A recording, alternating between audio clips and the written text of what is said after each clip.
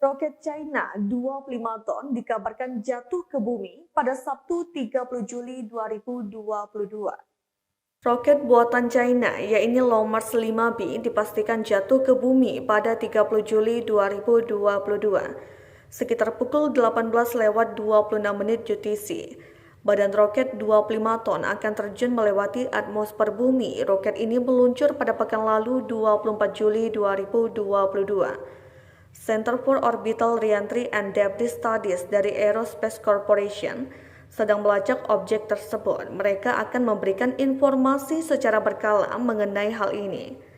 The Aerospace Corporation pun mengunggah potensi jalur roket China itu jatuh ke bumi dengan rinciannya sebagai berikut. Garis putih dan area yang diarsir mewakili batas siang atau malam di seluruh dunia. Garis biru menunjukkan jalur orbit objek sebelum masuk kembali, sementara kuning adalah prediksi jalur booster di masa depan. Label teks menunjukkan di mana objek diprediksi mendarat, sedangkan lingkaran oranye menunjukkan area masuknya kembali booster yang dapat dilihat dari permukaan bumi. Itu merupakan perkiraan kasar. Prediksi lokasi jatuhnya roket buatan China itu akan lebih tepat saat mendekati waktu masuk kembali ke bumi.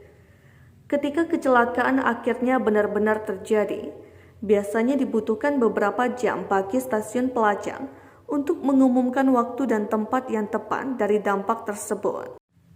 Aerospace Corporation memperkirakan bahwa lebih dari 20% hingga 40% objek seukuran roket China itu tidak akan mencapai tanah, tetapi kemungkinan menabrak sesuatu.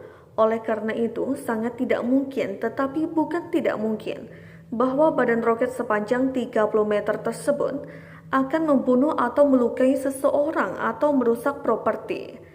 Penyebaran puing-puing yang disebut sebagai jejak puing bukanlah sesuatu yang dapat dispekulasikan oleh para ahli saat ini, mengingat tingkat ketidakpastian yang tersisa untuk titik masuk kembali. Masuknya Long March 5B kembali ke bumi yang tidak terkendali sebelumnya terlihat dari puing-puing jatuh di sepanjang pantai barat Afrika dan ke Samudra Hindia dekat Maladewa. Tribuners, sekian berita untuk saat ini. Terima kasih telah menyaksikan. Jangan lupa saksikan berita update lainnya hanya di YouTube Tribun Pontianak.